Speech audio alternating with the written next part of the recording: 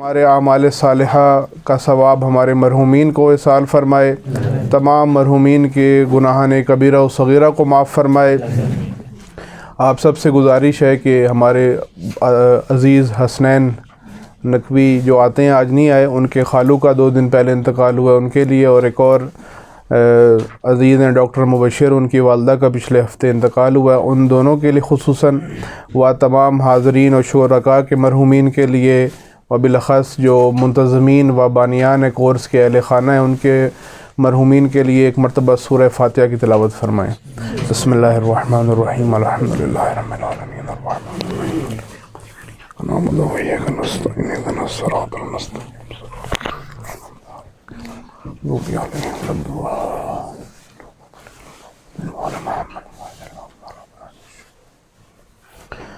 اپنی دعاؤں کی قبولیت کے لیے، تمام مومنین کی سلامتی کے لیے، منتظمین و بانیان و اہل خانہ کے رزق میں برکت کے لیے درود پڑھیے محمد و آل محمد پر۔ اللہم صلی علی محمد و آل محمد۔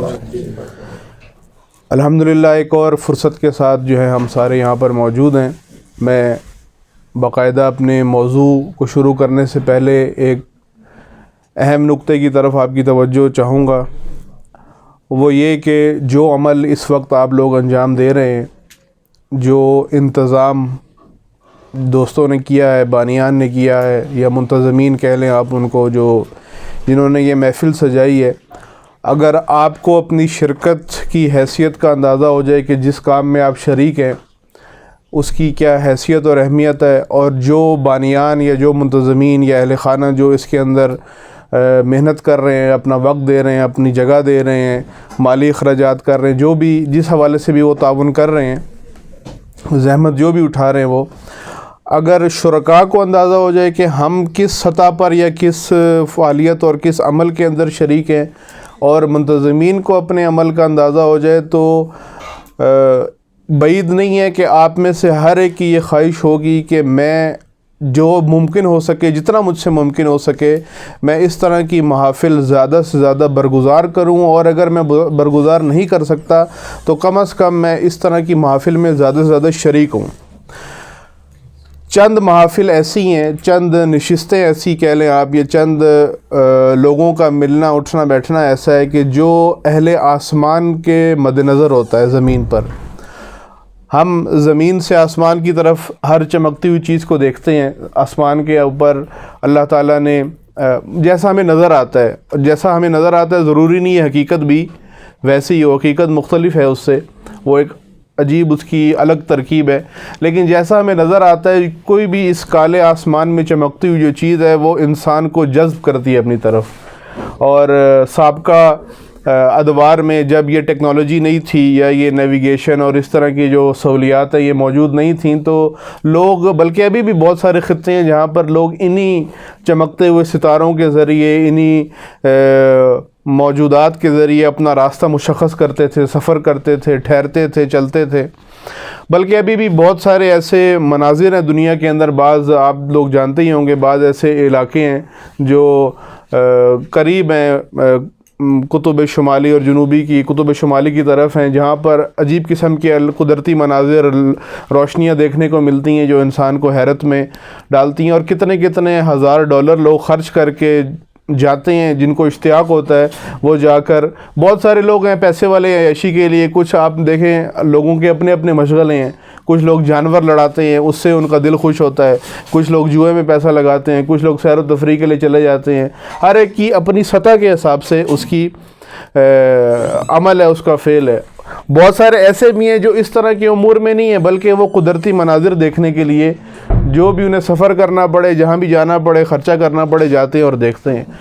اس میں سے ایک یہی منظر ہے جہاں پر روشنیاں دیکھنے کو ملتی ہیں، اور سال کے مخصوص اوقات ہیں جب وہاں پر اللہ کی طرف سے ایسا انتظام اور بندوبست ہے کہ وہاں پر وہ روشنیاں نظر آتی ہیں۔ تو کہنے کا مقصد یہ ہے کہ جہاں بھی روشنی ہو، خصوصاً اندھیرے کے اندر، تو سب سے زیادہ جو آپ کو چیز اپنی طرف کھینچتی ہے یا جذب کرتی ہے وہ روشنی ہوتی ہے۔ اگر اسی اندھیرے میں لاکھوں اور اربوں روپے کا مثلاً سونا بھی پڑا ہو، مال بھی پڑا ہو، وہ بھی آپ کو جذب نہیں کرے گا۔ آپ کو جو چیز جذب کرے گی اندھیرے کے اندر وہ روشنی، کیونکہ روشنی میں آپ اپنی نجات دیکھتے ہیں، روشنی میں آپ اپنا لیے آگے کا سفر دیکھتے ہیں۔ تو اسی طرح کچھ ایسی محافل ہیں جو آسمان والے زمین پر دیکھتے ہیں جو روشن ہے۔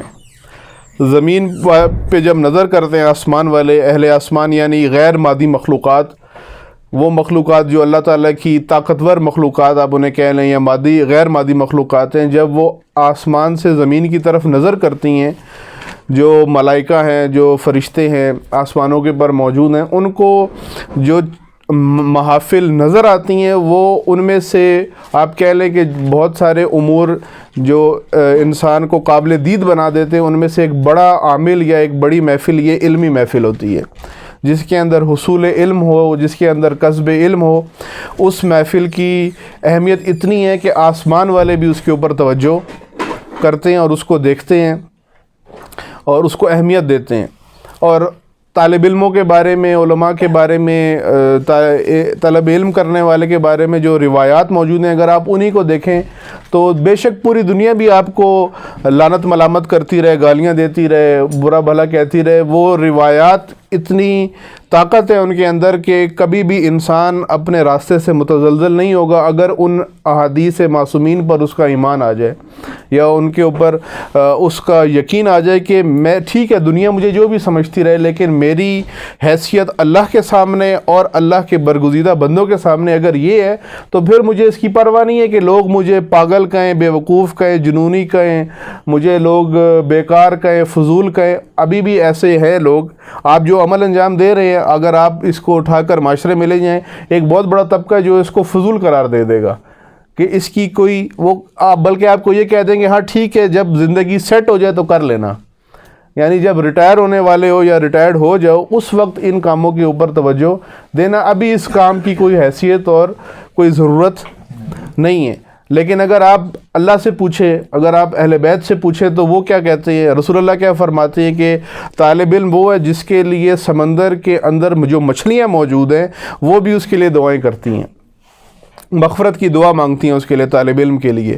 یا اگر آپ بعض مثلا ہم علماء ہیں، علماء کو بڑے پاکستانی بڑے ایزی لیتے ہیں، بلکہ جب ہمارے داخلے کے لیے انٹرویو ہوا تھا تو ہم سے بھی استاد نے یہ پوچھا کہ آپ کی نظر میں پاکستان میں علماء کی کیا حیثیت ہے؟ میں نے کہا کوئی خاص حیثیت نہیں ہے، کیونکہ زیادہ لفٹ نہیں کراتے لوگ، وہاں کچھ کاموں کے لیے رکھا ہوا ہے، زیادہ پوچھتے نہیں، عزت احترام کر لیتے ہیں، لیکن اگر آپ تھوڑا سا گہرائی میں جائیں تو کوئی ضروری حصہ نہیں سمجھتے لوگ معاشرے کا۔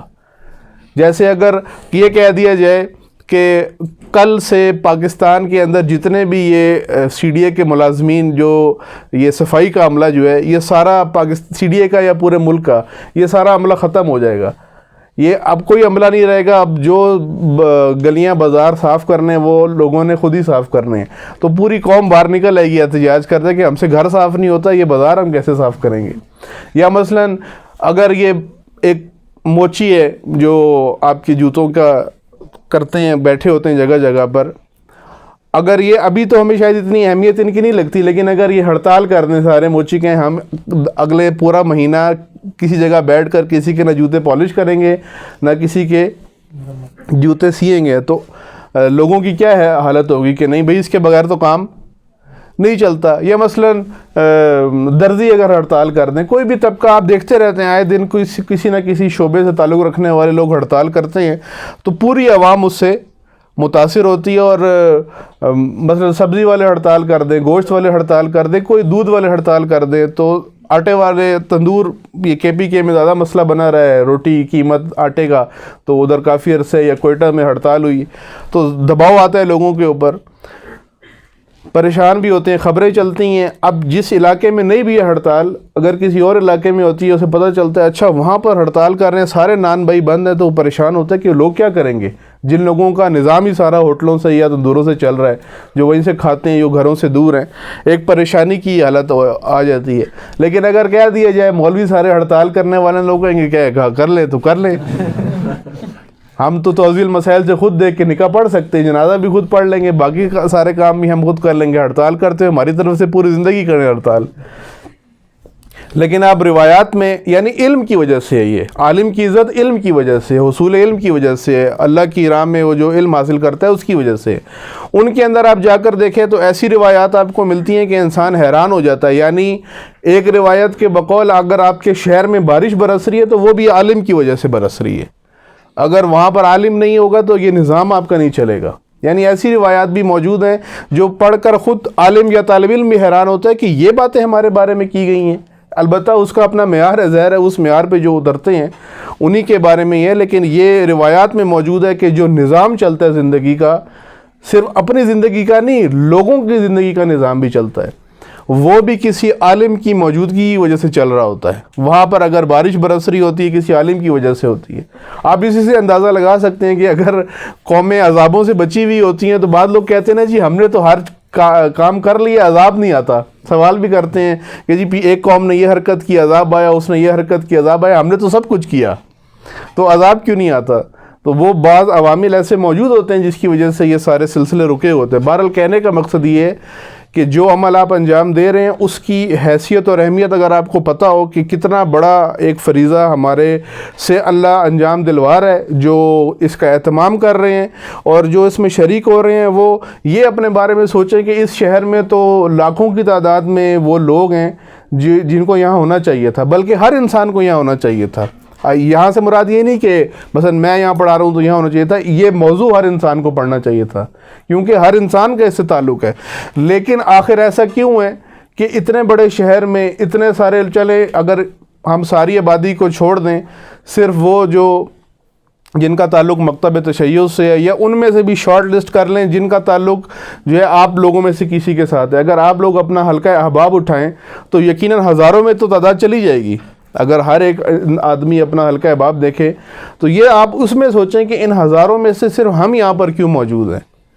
آخر کوئی بات ہے یا نہیں ہے جو ہم یہاں پر موجود ہیں؟ ظاہر ہے ہمیں یہاں پر لانے کے لیے اللہ نے جو ماحول بنایا ہے اس کے اوپر انسان غور کرے۔ مثلا آپ امام حسین علیہ السلام کی نظر دیکھیں، جو شکر گزار ہوتا ہے وہ کس طرح ہوتا ہے۔ امام حسین کیا اللہ تعالیٰ سے کس طرح شکر ادا کرتے ہیں دعا عرفہ کے اندر کہ اے اللہ تیرا شکر ادا کرتا ہوں کہ تو نے میری پیدائش سے پہلے طاغوتی نظام کو ختم کر کے رسالت کا اور امامت کا نظام نافذ کیا مدینہ میں، پھر مجھے پاک فضا کے اندر، یعنی صرف خاندان پاک ہونے کی بات نہیں کی، ظاہر ہے ان سے پاک تو کوئی خاندان نہیں ہے، یعنی وہ نظام بھی اللہ نے پاک کر دیا جس شہر میں مجھے ولادت میری جس شہر میں ہونی تھی۔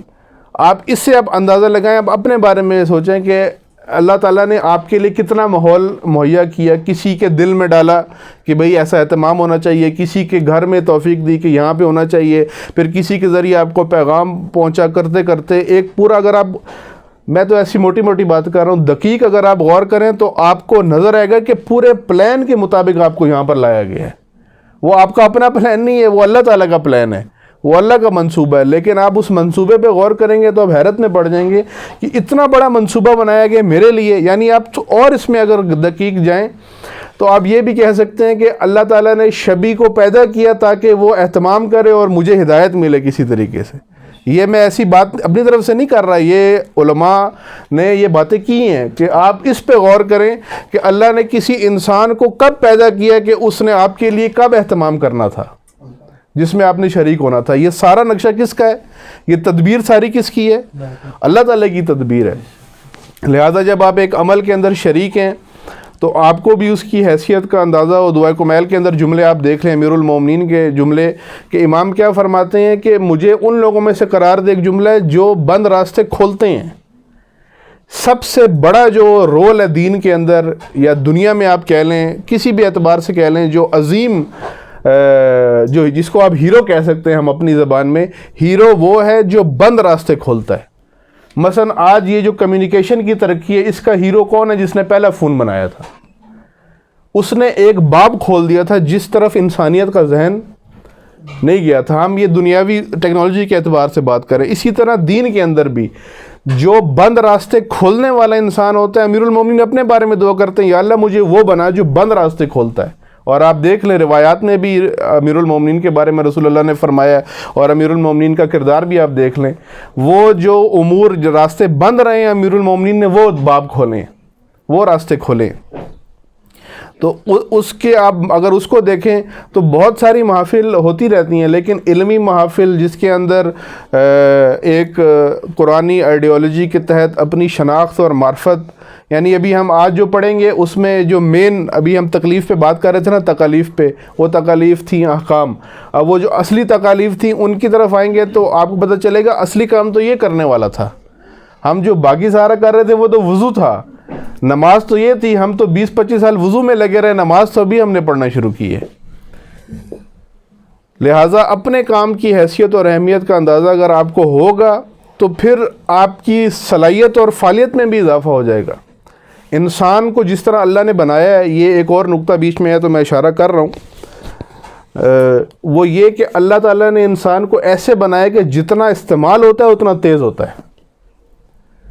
مشین جتنا استعمال ہوتی ہے اتنی گھستی ہے، لیکن انسانی صلاحیتوں کے اندر یہ انفرادی چیز ہے، یہ امتیاز ہے کہ جتنی آپ انسانی صلاحیتوں کو استعمال کریں گے اتنا اس میں جو ہے وہ تیزی آئے گی، خوبصورتی آئے گی، اس کے اندر ترقی ہوگی، کمال پیدا ہوگا. مثلاً آپ یہ کہیں میں لکھتا ہوں، مجھے اللہ تعالیٰ نے رائٹنگ کی ایک صلاحیت دی ہے، اگر میں نے زیادہ لکھا، اب تو ہمارے بہت سارے جوان ہیں وہ الحمدللہ موبائل آنے کے بعد تو لکھتے ہی نہیں ہیں، ریکارڈ کر کے موبائل لگا لیا، بس ٹھیک ہے نا، چل رہا ہے کام، سن لیں گے بعد میں. پھر وہ سنتے بھی نہیں ہیں، اور جو زیادہ سنتے ہیں پھر وہ سن ہو جاتے ہیں، سن کے سن ہو جاتے ہیں.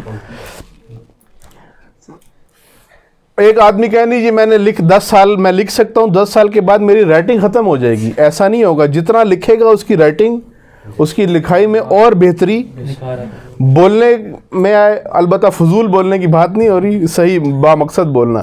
جتنا مثلا آپ مقررین کو دیکھ لیں، یہ جو بہت مشہور مقررین ہیں، ان سب کی تقاریر اٹھا کے دیکھ لیں، 20-25 سال پہلے ایسے نہیں بولتے تھے یہ. اب آپ دیکھیں ایسے بولتے ہیں کہ مجمع کو ہلنے بھی نہیں دیتے. یہ کیا ہوا؟ بول کے ان کی ساری صلاحیت انسان کے اندر، عقل کی بھی، عقل استعمال کرنے سے تیز ہوتی ہے، ختم نہیں ہوتی. ہم بچا کے رکھتے ہیں کہ نہیں ختم نہ ہو جائے. جتنی عقل استعمال ہوتی ہے اتنی عقل شارپ ہو جاتی ہے، اتنی اس کے اندر پھرتی آ جاتی ہے، اتنی تیزی آ جاتی ہے.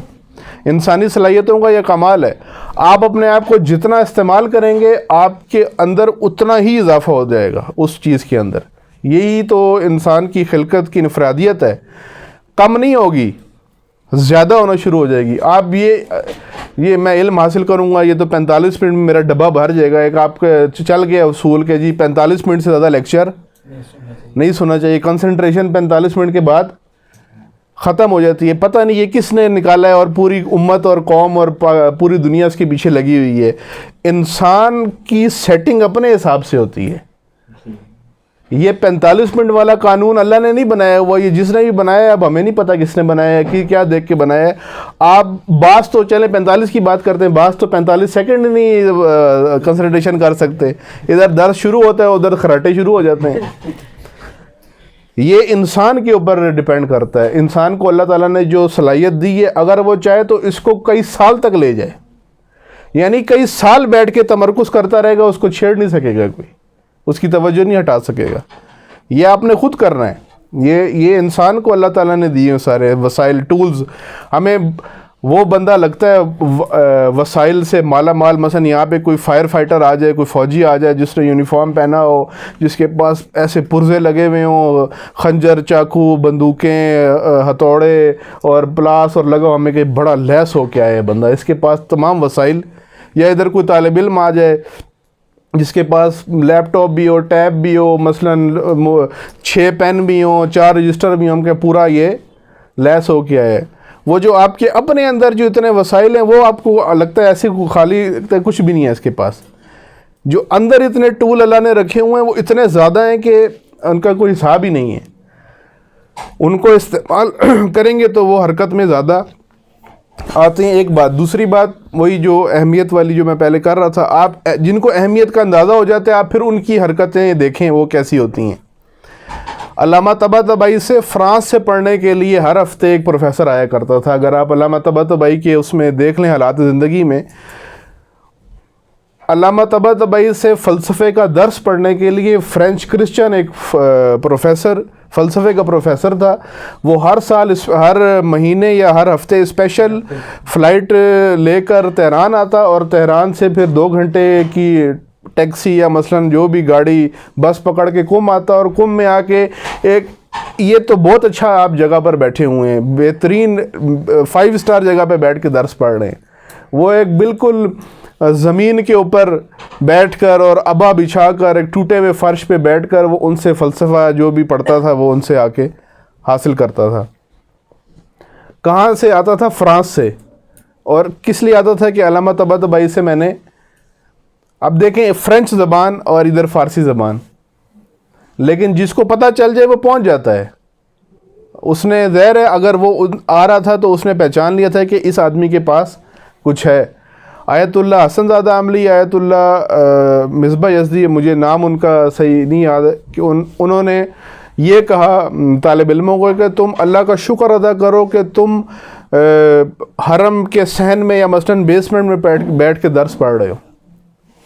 बीवी मासूमा कुम के हरम में बैठ के दर्स पढ़ रहे हो, किधर सहन में या बेसमेंट में या क्लास में।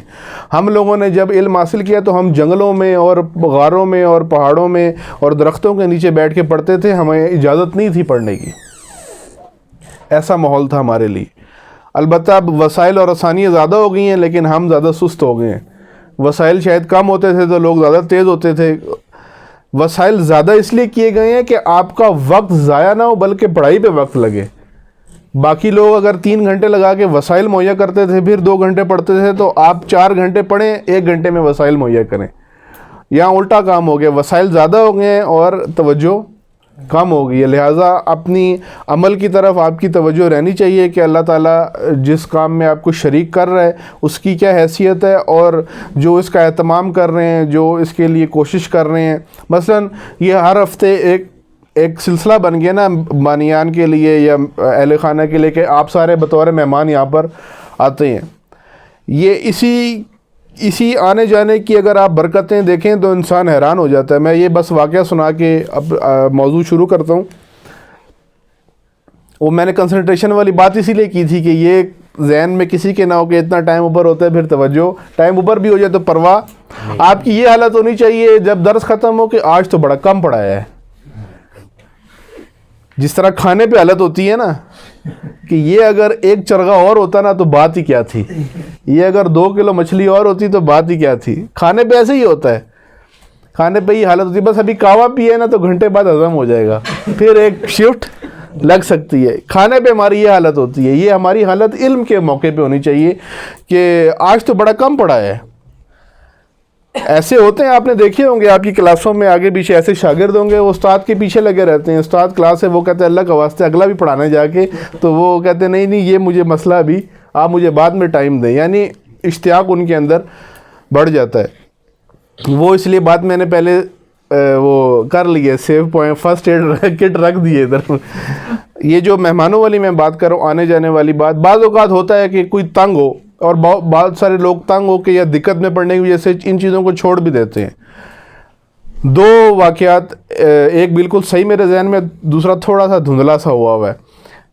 एक आदमी ने शिकायत की रसूलुल्लाह, सहाबी ने शिकायत की रसूलुल्लाह से कि ये मेरी बीवी जो है ना शोर मचाती है कि तू रोज़ मेहमान उठा के लाया हुआ होता है। ज़ाहिर अरबों का एक सकाफ़त थी ज़्यादा, ये इस तरह का सिलसिला था। अब तो कोई 2 साल बाद भी आए तो फ़ोन पहले करता है मैं आ जाऊँ, वो कहते जी आप आ जाएं तो ठीक है, अगर वो कह नहीं कोरोना है तो आप बाहर ही रहें तो ठीक है, वो अगले 2 साल बाद फिर फ़ोन करेगा।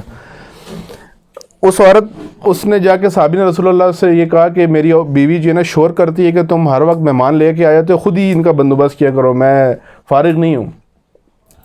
तो रसूलुल्लाह ने उस साहबी से ये फरमाया कि अपनी बीवी को कहना अब जब भी मेहमान आएंगे ना तो जो दरवाज़े में सुराख है घर के, उससे कहना कि उस सुराख से मेहमानों के आते हुए भी देखे और जाते हुए भी देखे, उस सुराख से देखे। तो उसने बता दिया जी फ़लाँ दिन नमाज के बाद मैं इस तरह मेहमानों को लेकर आऊँगा तो तुम तैयार रहना, और ये रसूलुल्लाह ने फरमाया। इस तरह सारी बात हो गई, एहतमाम करना, शोर शराबा उसने किया, बहरहाल ये रसूलुल्लाह ने फरमाया था तो उसको करना पड़ा। उसने जब दरवाज़े से देखा, जब गली में वो लोग आए, ये बताया कि इस वक्त हम आएंगे। ज़ाहिर है उन लोगों का एक अंदाज़ा होता था कि इस पहर जो भी था।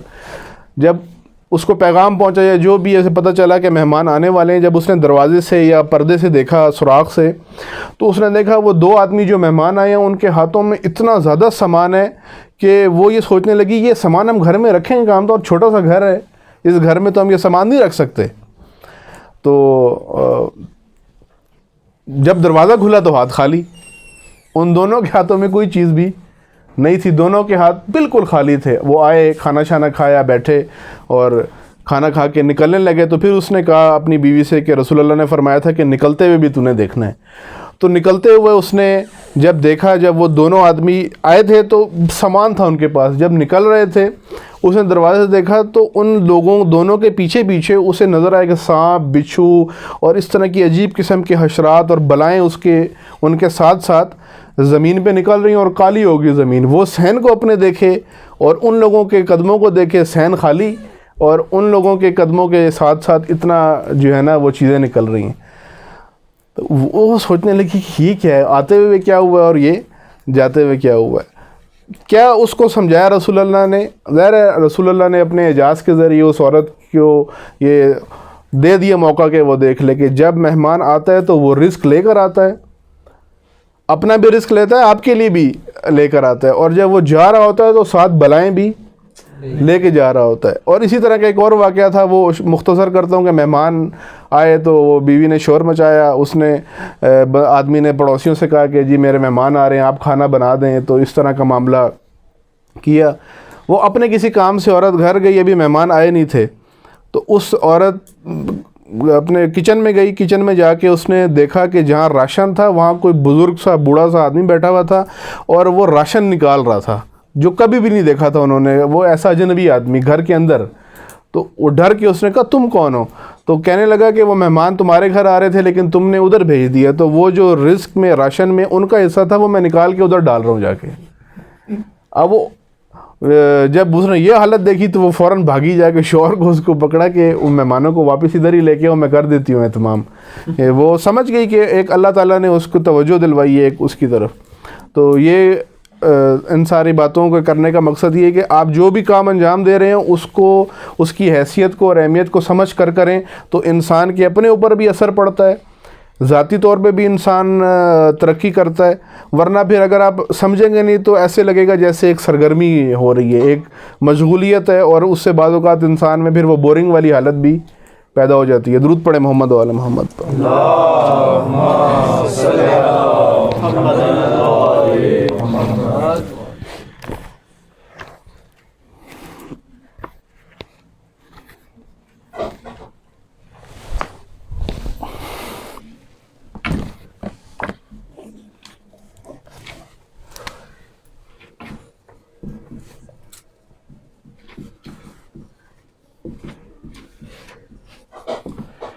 میں نے آپ کے سامنے جو شروع میں سورہ پڑھی ہے، سورہ احزاب کی آیت نمبر 72، جس میں انسان کی اصلی ذمہ داری کی بات ہو رہی ہے۔ البتہ شروع میں وہی ہمارا جو نقطہ ہے وہی ہے ہر دفعہ جو ہم کرتے ہیں، اصلی بات کہ انسان ایک مستقل مخلوق ہے جس کو اللہ تعالیٰ نے اپنے ارادے سے پیدا کیا ہے، کسی دوسری مخلوق یا کسی دوسری نوع کی ترقی یافتہ شکل نہیں ہے۔ پچھلی دفعہ جو ہم بات کر رہے تھے وہ کلفت کے بارے میں تھی، تکلیف، کلفت، کہ کلفت ان کاموں کو کہتے ہیں جو با مشقت ہوں اور با زحمت کام ہوں۔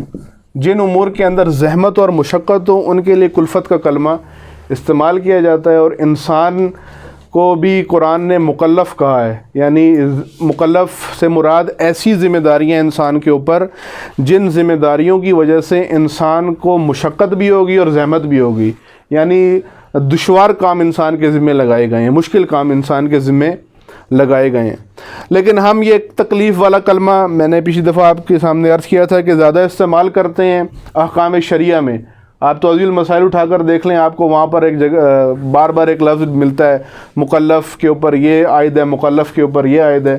وہ مکلف اسی کلفت سے نکلا ہے۔ تکلیف، تکلیف ذمہ داری کو کہتے ہیں۔ تکلیف جو ہے، ہم تکلیف اردو میں کہتے ہیں درد کو، چوٹ کو، اس کو بھی اس لیے شاید کہتے ہیں کہ اس میں انسان کو اذیت ہوتی ہے یا اس میں انسان کو درد ہوتا ہے، اس وجہ سے، دشواری کی وجہ سے کہتے ہیں۔ لیکن اصل میں تکلیف یا کلفت سے مراد ایسا کام ہے جس کے اندر مشقت ہو۔ مثلا آپ سے کہا جائے کہ یہ بچے کھاتے ہیں نا، وہ پاپ کارن کھاتے ہیں، 10 کلو پاپ کارن اٹھا کے چھت پہ لے کے جانے ہیں، وہ مشکل کام نہیں ہے. وزن 10 کلو ہے لیکن اتنا وہ اس کے اندر دشواری نہیں ہے. لیکن کہا ہے 10 کلو سیمنٹ لے کے جانا ہے، تو آپ خود اب اندازہ لگا لیں 10 کلو سیمنٹ لے کے جائے گا تو کیا حالت ہوگی. یعنی ایک کام ایک جیسا ہے لیکن ایک کام میں دشواری ہے، ایک کام میں دشواری نہیں ہے، آسان ہے کام. کلفت سے مراد یہی ہے، تکلیف اسی لیے کہتے ہیں یا مکلف اسی لیے کہا جاتا ہے کہ ایسی ذمہ داری ہے انسان کے اوپر جو انسان کو مشقت میں ڈالیں گی، جو انسان کو زحمت میں ڈالیں گی. اور ہم جو احکام شریعہ کو تکلیف کہتے ہیں یا تکالیف شریعہ کہتے ہیں، وہ بھی اس لیے کہا جاتا ہے کہ وہ اصل ذمہ داریوں کے لیے انسان کی ٹریننگ کا ایک فیز ہے. نماز کوئی مشکل نہیں ہے، ہاں بعض اعمال ایسے ہیں، حج ہے جیسے اس میں مشقت ہے، روزے میں مشقت ہے یا جہاد میں ہے، لیکن وہ بھی مشقت نسبی طور پہ آپ کہہ سکتے ہیں. اگر ایک آدمی عشق الہی میں حج کر رہا ہے اس کو ذرا بھی مشقت محسوس نہیں ہوتی، روزہ رکھ رہا ہے اس کو مشقت محسوس نہیں ہوتی. لیکن ایک آدمی جس کے لیے 1 گھنٹہ بھی بھوکا رہنا مشکل ہو، اس کے لیے تو واقعاً روزہ مشقت ہے. جیسے نماز بہت ساروں کے لیے مشقت بن جاتی ہے. صبح آج کل سردیاں ہیں، صبح اٹھ کر وضو کرنا یہ بہت ساروں کے لیے بڑا ایک عظیم جہاد ہے. اگر وہ یہ کام کر لیں تو سمجھ لیں سدرۃ المنتہا تک پہنچ گئے ہیں وہ. اور آپ شخصیات کو دیکھیں جنہوں نے بڑے امور انجام دیے. امام خمینی کے بارے میں کہ وہ برف توڑ کے اس میں سے پانی جمع ہوا پانی، برف کو ہاتھ مار کے توڑ کے اس پانی سے وضو کر کے نماز شب پڑھتے تھے. ان کو پڑھتے ہوئے دیکھا ہے کسی نے کہ وہ اس طرح وضو کر کے نماز پڑھ رہے تھے. اب کیا ان کو ٹھنڈ نہیں لگتی؟ وہ اسٹیل کے بنے ہوئے تھے، تکلیف ان کو بھی ہوتی ہے، ٹھنڈ ان کو بھی لگتی ہے، لیکن وہ ایسے مرحلے پہ تھے کہ یہ کام ان کے لیے مشکل. مثلا آپ شہدائے کربلا کو اٹھا کر دیکھ لیں، اگر آپ کو کوئی ادھر سوئی لگا دے تو ایسے بیٹھے بیٹھے بندہ اٹھ کے دوسری جگہ پہنچ جاتا ہے. ایک ہلکی سی سوئی آپ کو ٹچ ہو جائے، بہت سارے ان کو ٹیکا لگ جائے تو ان سے برداشت، بڑے بڈھے بھی ہو جاتے ہیں تو ٹیکا نہیں لگوا سکتے، تکلیف ان کو ہوتی ہے. تو جو اگر تیر لگے، نیزہ لگے، خنجر لگے اور وہاں آپ حالت دیکھیں کیا تھی، تو کیا ان کے جسم میں احساس نہیں تھا؟ وہ ایسے مراحل کے اوپر تھے کہ پھر ان کے لیے کوئی درد نہیں رہتا. ظاہر ہے جو ایک بڑی لذت تک پہنچ جاتا ہے اس کے لیے درد نہیں ہے، جو حقیقی لذت تک چلا جاتا ہے پھر اس کے لیے لذت بن جاتی ہے. امیر المومنین کی ٹانگ میں تیر لگا ہوا ہے، وہ نماز پڑھتے ہیں، اس کو باہر نکالتے ہیں، احساس نہیں ہوتا. کیا کہ امیر المومنین کی تو کمزور ٹانگ تھی، ایسی تگڑی سی ٹانگ نہیں تھی جیسے ہمارے ذہن میں کہ امام علیہ السلام کا تو کیا جو ہے نا وہ حلیہ ہوگا. امام کا حلیہ بالکل سادہ سا حلیہ تھا. اسی لیے ہمارے استاد کہتے ہیں کہ ہمارے اکثر مجالس یا مساجد میں اگر امیر المومنین آ جائیں تو ہمارے لوگ ہی نہیں پہچانیں گے، وہی کہیں گے یہ کون آیا ہے، ان کو باہر بٹھاؤ. ہمارے ذہن میں تو یہ ہے نا کہ بڑا شایان شان حلیہ ہوگا. امام کا تو بالکل سادہ سا حلیہ تھا، سادگی کے، جس طرح جو ان کے جوتے تھے یا جیسا کپڑے تھے جیسے پہنتے تھے. اب وہ تیر امام کو لگا تو امام کو احساس، ایسا تو نہیں کہ امام کو درد نہیں ہوتا، لیکن ایسے مراحل کے اوپر تھے کہ یہ تکلیف پھر ان کے لیے تکلیف نہیں رہتی، درد نہیں رہتا. اسی طرح انسان کے بھی مراحل ہیں. انسان جتنا آمادہ ہوتا ہے پھر وہ ایک مرحلے تک پہنچ جاتا ہے. مثلا اگر ہمیں ابھی موت کا یا کٹنے کا، لگنے کا، چھری لگنے کا، خنجر لگنے کا، گولی لگنے کا احساس ہوتا ہے تو انسان ڈر جاتا ہے. تکلیف کو اگر ذہن میں لے کے آئے تو کیا حالت ہوتی ہے. آپ شہداء کو دیکھیں، وہ مانگ رہے ہیں اللہ سے کہ ہمیں ایسی موت دے کہ ہمارا کوئی ٹکڑا نہ بچے باقی. تو ان کو کیا ہے، ان کو تکلیف نہیں ہوتی. وہ عشق کے ایسے مراحل پر تھے یا ایسی مرتبے پر تھے کہ ان کے لیے یہ چیزیں باعث لذت بن جاتی ہیں، کیونکہ وہ ترقی کر کے اس قابل ہو گئے کہ بڑا بوجھ اٹھا سکتے ہیں. ان کو بڑا بوجھ اٹھا کے لطف آتا ہے، لذت ملتی ہے، یعنی بڑی ذمہ داری اٹھا کے ان کو لطف آتا ہے. یہ جو احکام شریعہ کی بات ہوئی تھی، جتنے بھی احکام ہمارے اوپر واجب ہیں، یہ اصل میں پریکٹس کے لیے کہہ لیں آپ یا تمرین کے لیے کہہ لیں، آپ اپنے آپ کو تیار کرنے کے لیے، تاکہ جو اللہ نے اصلی ذمہ داریاں انسان کے اوپر لگائی تھیں، جس کے لیے پیدا کیا تھا، وہ ذمہ داریاں اٹھانے کے قابل ہو جائے انسان. یہ پچھلی دفعہ ہم ساری بات کر چکے ہیں. اصلی ذمہ داری اسی سورہ احزاب کی آیت نمبر 72 کے اندر بیان ہو رہی ہے، اور جس کو ہم نے ابھی پڑھا ہے. اس میں سے نکالنا پھر.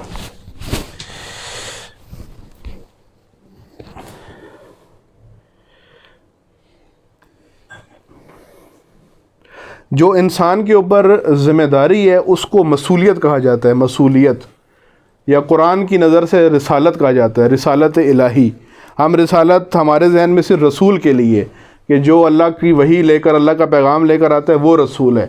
جو انسان کے اوپر ذمہ داریاں اللہ کی طرف سے عائد ہوئے ہیں ان کو بھی رسالت کہا جاتا ہے۔ آپ سب اللہ کی طرف سے رسول ہیں۔ وہ ایک اصطلاح، خاص اصطلاح ہے جو ہم عقائد میں پڑھتے ہیں، وہ اصطلاح جو ہے علم کلام والی خاص ہے۔ اس معنی میں صرف 313 رسول ہیں، اس معنی میں سارے انبیاء بھی رسول نہیں ہیں۔ 1,24,000 انبیاء میں سے 313 رسول ہیں، اولو العزم انبیاء ہیں اس میں سے، پھر نبی ہیں سارے، یعنی یہ عہدے ہیں، یہ اللہ کی طرف سے عہدے ہیں جو ہر نبی کو مختلف عہدے ملے تھے۔ حضرت ابراہیم رسول بھی ہیں، نبی بھی ہیں، امام بھی ہیں، امامت کا درجہ بھی ہے، رسول اللہ امام بھی ہیں، یعنی یہ منصب ہیں۔ یہاں پر جو رسالت کی بات ہو رہی ہے وہ اس سے نہیں ہو رہی کہ جی یہ نبوت کا یا رسالت کا کوئی اعلان کرنے والی بات ہو رہی ہے، یعنی ذمہ داری کو رسالت الہی کہا جاتا ہے۔ رسالت قرآن کی نظر سے جو انسان پر ذمہ داری ہے اس کو رسالت الہی کہتے ہیں۔ رسالت کسے کہتے ہیں؟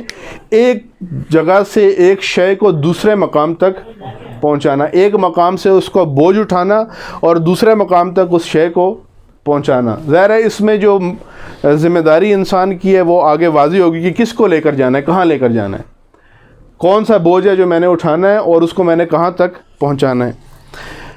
اس کو قرآن کے اندر ہم مسئولیت بھی عام الفاظ میں اپنے مسئولیت بھی کہتے ہیں۔ مسئولیت وہی ذمہ داری ہے، ذمہ داری اردو ہے، مسئولیت عربی فارسی میں مسئولیت کا جو ہے وہ کلمہ استعمال ہوتا ہے۔ یہ جو سورہ احزاب کی آیت نمبر 72 ہے، اس کے اندر اسی مسئولیت کی بات ہو رہی ہے کہ انسان کے اوپر یہ مسئولیت ڈالی گئی ہے اور انسان کا آگے سے کیا رویہ ہے اس مسئولیت کے حوالے سے۔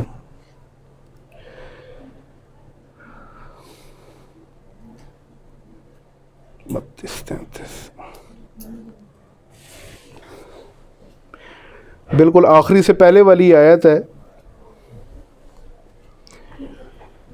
بسم اللہ الرحمن الرحیم، انا عرضنا الامانۃ علی السماوات والارض والجبال فابینا ان یحملناها واشفقنا منها وحملها الانسان انه کان ظلوما جہولا۔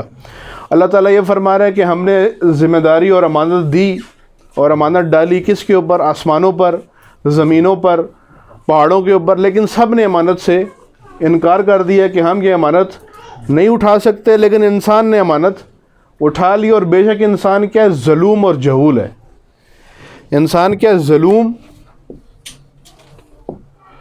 اور جہول۔ یہ ظلوم نکلا ہے ظالم سے اور جہول نکلا ہے جاہل سے۔ ظلوم اور جہول کہتے ہیں یہ صیغے مبالغے کے لیے استعمال ہوتے ہیں، یعنی بہت زیادہ ظالم ہے انسان اور بہت زیادہ جاہل ہے انسان، بے حد جاہل ہے اور بے حد ظالم ہے۔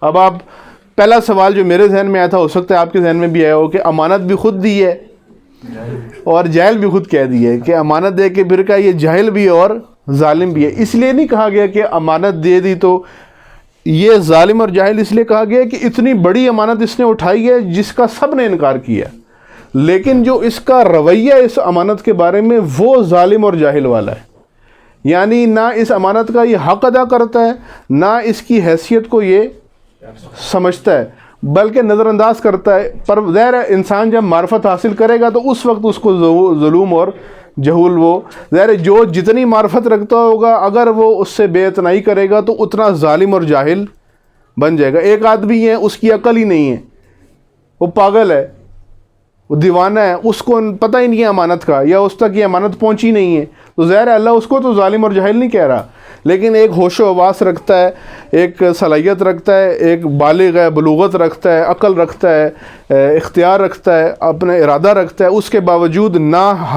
معرفت حاصل کرتا ہے، اور معرفت حاصل کرنے کے بعد اس کی پرواہ نہیں کرتا یا توجہ نہیں دیتا، تو اس کو اللہ نے ظلم اور جہول کہا ہے۔ یہ ظلم اور جہول پہ ہم بات نہیں کر رہے، ہم جو اس میں بات کر رہے ہیں وہ یہ کہ اللہ تعالیٰ اس میں کیا کر رہا ہے، اِنَّا عَرَضْنَا الْأَمَانَةَ، ہم نے امانت دی، لیکن امانت کو سب نے انکار کر دیا، صرف انسان نے قبول کیا۔ وہ کون سی امانت ہے؟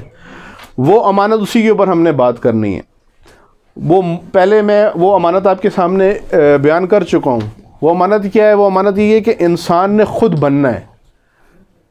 پہاڑوں کے سامنے اللہ نے امانت رکھی، زمینوں کے سامنے، آسمانوں کے سامنے بڑی وجود کا اللہ نے ذکر کیا ہے، بڑے موجودات کا اللہ نے ذکر کیا، طاقتور موجودات کا. تاکہ اب ان کے سامنے امانت رکھی، انہوں نے منع کر دیا. کیا منع کر دیا؟ کہ ہم نے خود نہیں بننا، جیسا تو نے بنانا ہے ویسے ہی ہمیں بنا دے، ہم نے خود یہ کام نہیں کرنا. اب آپ دیکھیں پہاڑ میں ترقی ہو سکتی ہے؟ پہاڑ میں مزید کوئی ترقی کا کوئی گنجائش موجود ہے؟ پہاڑ کو جیسے اللہ نے بنا دیے اس سے زیادہ اس کے اندر کوئی گنجائش موجود نہیں ہے. آسمانوں کو، زمین کو، اس پورے نظام ہستی کو اللہ نے جیسا خلق کر دی ہے، یہ مزید ترقی نہیں کر سکتے. یہ جس حالت میں ان کو اللہ نے بنایا، فرشتے بھی ایسے ہی ہیں. فرشتے بھی مزید ترقی، ایسا نہیں کہ فرشتہ ترقی کر کے انسان بن جائے گا. فرشتے کی بھی جو حد ہے اللہ تعالیٰ نے اس کو ایسا بنا دیا کہ وہ ترقی نہیں کر سکتا، اس میں کمال کی گنجائش نہیں ہے. اللہ تعالیٰ نے اس کو بہترین حالت میں بنا کے خلق کر دیا، لیکن انسان کو صلاحیت دی ہے کہ وہ اپنے آپ کو کسی بھی لیول تک لے کے جا سکتا ہے، کسی بھی درجے تک لے کے. میں نے پہلے بھی مثالیں آپ کے سامنے دی تھی کہ کیا حضرت ابو ذر جب پیدا ہوئے تھے تب بھی یہی ابو ذر تھے جن کو ہم مانتے ہیں، یا یہ شہادت کے وقت ابو ذر تھے؟ جس ابو ذر کو ہم مانتے ہیں وہ ابو ذر کب جا کے بنے؟ جب شہادت تک پہنچے تب اس مرتبے کے اوپر. یا جناب مالک اشتر جب وہ ولادت دنیا میں آئے تھے، تشریف لائے تھے، کیا اسی وقت یہ مالک اشتر تھا جس کے جنازے پہ امیر المومنین روئے؟ یا یہ ترقی کرتے کرتے اس درجے تک پہنچے کہ وہ مطلوبہ انسان بن گئے ائمہ کے، کہ امام ان کے جنازے پہ روئے؟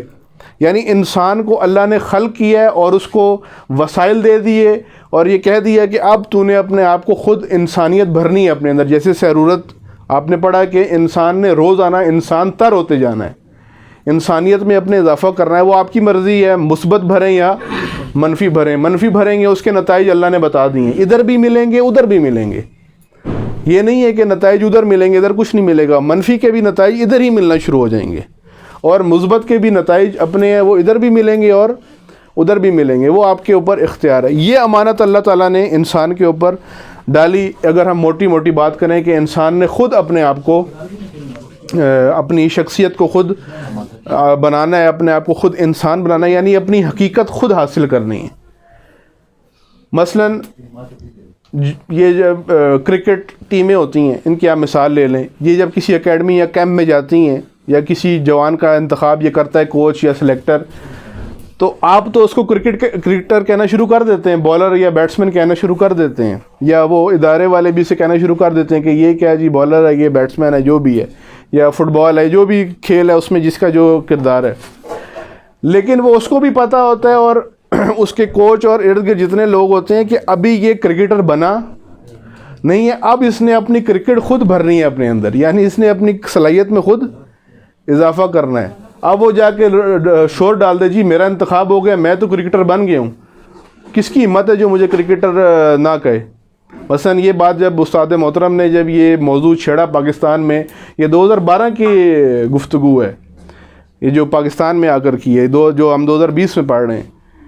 اس وقت بہت ساروں نے کہا لو جی انہوں نے تو آ کے انسان کی خلقت کے اوپر ہی مٹی ڈالنا شروع کر دی، انہوں نے تو اس پہ اعتراض شروع کر دیا. یہ جہلانہ روش ہے. اگر آپ ایک مخالفت آپ کی بے شک ہوگی، آپ اسی بات پہ شکر گزار ہوں ایک آدمی کی کہ وہ موضوعات قرآنی جو پچھلے کئی 100 سال سے اس سرزمین پر بیان نہیں ہوئے، اگر وہ کوئی بیان کر رہا ہے تو آپ جا کے اپنے مطلب کے لیے کسی دشمن دین سے علاج کروا لیتے ہو، اس سے پڑھ لیتے ہو. لیکن ایک آدمی دین کے اندر ایسے قرآنی موضوعات کھول رہا ہے، اس میں آپ کو ظاہر ہے یہ بغض حسد بھی ہوتا ہے، اس میں جہالت بھی ہوتی ہے. اس وقت بہت سارے لوگوں نے کہا جی یہ کیا بات ہوئی، ہم انسان بن کے نہیں آئے. تو یہ اس ڈاکٹر کی بھی، جس کا MBBS میں داخلہ ہو گیا، جی میرا داخلہ ہو گیا، میں ڈاکٹر بن گیا ہوں، میں علاج کروں گا. اس کو ٹیچر ڈانٹتے ہیں، اس پہ دباؤ ڈالتے ہیں، یا اس کو سکھاتے ہیں، اور جو بھی ان کا ماحول ہوتا ہے کوئی برا مناتا ہے، کیونکہ اسے پتہ ہے کہ میرا انتخاب ہو گیا لیکن ابھی میں ڈاکٹر بنا، میں نے اپنے آپ کو ڈاکٹر خود بنانا ہے. ڈاکٹر میں نے اپنے آپ کو خود بنانا ہے، کوئی مجھے پکڑ کے ڈاکٹر بنائے گا نہیں. ہاں وسائل ہیں، استاد ہے، یونیورسٹی ہے، کالج ہے، کتابیں ہیں، ڈاکٹر میں نے خود بننا ہے. انسان کیوں شور مچاتا ہے؟ انسان کو اللہ تعالیٰ نے انسان کے ٹریک پہ لا کے ڈال دیا. بھی کہ اپنی انسانیت کو خود پورا کرو. یہ استاد ہیں, یہ وسائل ہیں, یہ کتابیں ہیں. ان کتابوں اور ان استادوں کی رہنمائی میں تم نے اپنی انسانیت کو خود پورا کرنا ہے. جیسے وہ ڈاکٹر ہے, کرکٹر, وہ تو شور نہیں مچاتے. انسان کیوں شور مچاتا ہے؟ قبول کرے, ٹھیک ہے, میں بھی انسان پورا نہیں بنا, میں اپنے آپ کو انسان بناؤں گا. یہ ذمہ داری آپ کہہ لیں کہ موٹی موٹی انسان کی یہ بنتی ہے. اب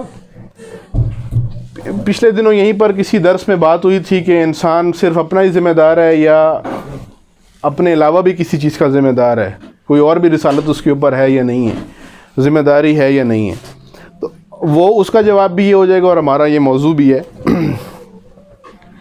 انسان کی جو مسئولیتیں ہیں یا انسان کی جو رسالت ہے اس کے 4 میدان ہیں, 4 شعبے ہیں.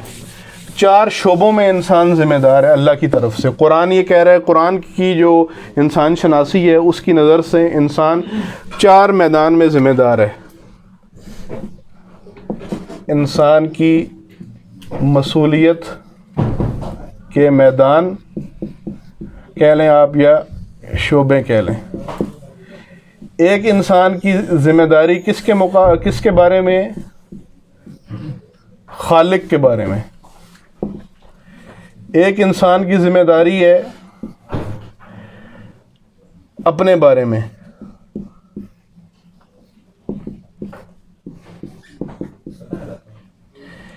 ایک انسان کی ذمہ داری ہے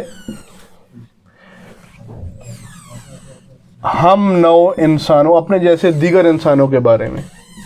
ایک انسان کی ذمہ داری ہے نظام ہستی. اصل جو تکلیف ہے وہ یہ 4 ہیں انسان کی. اصل جو انسان کی مکلفیت ہے وہ ان 4 میدانوں کے اندر ہے, ان 4 شعبوں میں. اصل جو انسان کو جو مکلف کہا گیا ہے, آیت نمبر 285 ہم نے سورہ بقرہ کی 286 پڑھی, جس میں کہا کہ انسان کو اللہ تعالیٰ کوئی ذمہ داری نہیں دیتا مگر اس کی وسعت کے مطابق. اگر کوئی یہ کہنا اتنا لمبا, ہماری بول چال جو عام بن چکی ہے, اتنی بڑی کھپ یہ کون کرتا ہے, اتنا کام ہم کیسے کر سکتے ہیں؟ یہ بہت سارے اس طرح کے لوگ آپ کو ملیں گے.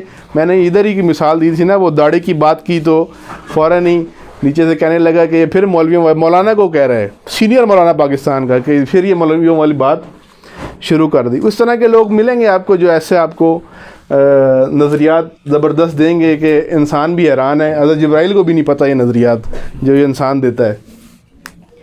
آپ اسی سے اندازہ لگائیں کہ اگر یہ ذمہ داری ہم پر ڈالی گئی ہے تو اس کا مطلب ہے اتنی وسعت ہے ہمارے اندر. جب خود اللہ کہہ رہا ہے کہ میں انسان کو اس کی وسعت سے بڑھ کر ذمہ داری نہیں دیتا, تو اس کا مطلب ہے اگر اتنی بڑی ذمہ داری ڈالی ہے تو میرے اندر اتنی طاقت ہے کہ میں یہ کر سکتا ہوں. ہم الٹا سوچتے ہیں, ہم یہ کہتے ہیں کہ یہ ہم کیسے کر سکتے ہیں. یہ نہیں سوچتے کہ اگر یہ ذمہ داری دی گئی ہے اس کا مطلب ہے کہ میں کر سکتا ہوں, کیونکہ اس نے ذمہ داری دی ہے جس نے مجھے ڈیزائن کیا ہے, جس نے مجھے بنایا ہے. اس کو زیادہ پتہ ہے کہ میں کیا کر سکتا ہوں یا مجھے زیادہ پتہ ہے کہ میں کیا کر سکتا ہوں. ظاہر خالق کو پتہ ہے کہ یہ کیا کر سکتا ہے, اس کے اندر کیا گوہر ہے, اس کے اندر کیا جوہر موجود ہے, کیا صلاحیت موجود ہے, یہ کر سکتا ہے. البتہ وہ جو آیت ہے اس کے بارے میں بعض علماء کی یہ بھی رائے ہے کہ وہ یہ کہتے ہیں کہ ذمہ داری ڈالی اس لیے جاتی ہے کہ انسان کی وسعت میں اضافہ ہو. یہ نہیں ہوتا کہ آپ کی ذمہ داری کا ایک لیول ہے, مثلا علی بھائی ہیں, ان کو کہا علی بھائی آپ 10 لیول تک ذمہ داری اٹھا سکتے ہیں, اللہ ان کو مرتے دم تک جو ہے نا وہ 10 لیول کی ہی ذمہ داری دے گا, اس سے زیادہ ذمہ داری نہیں دے گا. فکس نہیں ہے لیول, بلکہ ذمہ داری ڈالی جاتی ہے تاکہ آپ کی صلاحیت میں وسعت میں اضافہ ہو جائے. آپ دیکھ لیں جو جم جاتے ہیں جوان, یہ جو پہلے دن ویٹ اٹھاتے ہیں یہ سال بعد بھی وہی ویٹ اٹھا رہے ہوتے ہیں. یہ جتنا ویٹ اٹھا رہے ہوتے ہیں اتنی ان کی صلاحیت بڑھتی ہے, اتنا زیادہ ویٹ اٹھانے کی طاقت ان میں پیدا ہو جاتی ہے. طالب علم میں پہلے دن جو کتاب پڑھتا ہے 10 سال بعد اس کے اندر کتنی صلاحیت بڑھ جاتی ہے. وہ سوچے کہ یہ میں نے پڑھا تھا, اس ٹائم سوچتا ہے یہ مجھے مشکل لگتی تھی. ابھی آپ جس کتاب کو دیکھنا نہیں چاہتے, آپ کو ایک کتاب وہ زمانے میں عذاب لگتی تھی کہ یہ میں پاس کیسے کروں گا, اور ابھی آپ کو وہ کتاب ایسے جیسے انگلیوں کے اوپر آپ اس کو حل کر سکتے ہیں. کیا صلاحیت انسان کی بڑھ جاتی ہے. یہ وہ ذمہ داری والی آیت کی بات ہو رہی ہے. یہ 4 ذمہ داریاں انسان کے کھاتے میں ڈالی گئی ہیں. انسان اپنے خالق کے بارے میں ذمہ دار ہے. پہلی ذمہ داری اس کی مسئولیت اللہ کے بارے میں. دوسری ذمہ داری انسان کی خود اپنے بارے میں، اپنی ذات کے بارے میں. تیسری ذمہ داری انسان کی اپنے ہم نو دیگر انسانوں کے بارے میں. وہ جو کہتے ہیں نا تجھ کو پرائی کیا پڑی، اپنی نہ بیٹھ تو نے اپنی قبر میں میں نے اپنی قبر میں، وہ اس قرآن کو جواب ادھر آگے کیا جواب دیں گے جو کہتا ہے کہ ذمہ دار ہے انسان. یہ اپنی پرائی اپنی کیا پڑی اور یہ پرائی والی یہ باتیں یہ قرآنی آئیڈیالوجی میں ان کا کوئی بھی کردار نہیں ہے، کہیں نہیں آتی کہ آپ دوسروں کے ذمہ دار نہیں، آپ اپنے ذمہ دار ہیں. گھر بہت اچھے لوگ ہیں، نہ نماز شب ان کی چھوٹتی ہے، نہ کوئی مجلس ماتم چھوٹتا ہے، نہ ان کا کوئی واجب روزے چھوٹتے ہیں، نہ حج بھی انہوں نے کر لیے، عمرے بھی کر لیے ہیں، خمس بھی دیا ہوا ہے، سب کچھ کیا ہے، لیکن گھر میں بیٹھے ہوئے ہیں، کرتے کچھ نہیں ہے، ذمہ داری کوئی نہیں ہے ان کے اوپر. وہ کیا کہتے ہیں جی میرا کام تو صحیح چل رہا ہے نا، میں نے تو صحیح کیا ہوا ہے. ایسے لوگ دین میں بالکل بھی مطلوب نہیں ہیں. میں ادھر بات آئی ہے تو واقعی سنا دوں، یعنی بے عہد آدمی بالکل ائمہ کی نظر میں قابل قبول آدمی نہیں ہے. یہ 4 عہد ہیں انسان کے اوپر جو ڈالے گئے ہیں. جو آیت میں بات ہو رہی ہے نا کہ یہ ذمہ داری ڈالے گی، یہ 4 امانتیں ہیں. یہ 4 امانتیں آپ انہیں کہہ لیں، عہد کہہ لیں، جو انسان کے اوپر ہیں. حج کے موقع پہ کچھ لوگوں نے حج کیا، امام صادق علیہ السلام سے جا کر حج کے بعد ملے. ایک لوگوں کا طریقہ کار تھا جب حج کرتے تھے تو جا کر امام معصوم سے یا زیارتوں میں جاتے یا جو بھی امام معصوم ہوتے ان سے جا کر ملاقات کرتے. امام نے پوچھا کیسا رہا حج، لوگ کیسے تھے، حال احوال پوچھا. تو وہ کہنے لگا کہ مولا ہمارے اس میں نا ایک بڑا اچھا آدمی تھا ہمارے کاروان میں. کیا اچھا آدمی تھا؟ امام نے پوچھا. کہنے لگا کہ وہ جہاں بھی قافلہ رکتا نا مصلی بچھا کے نماز شروع کر دیتا تھا.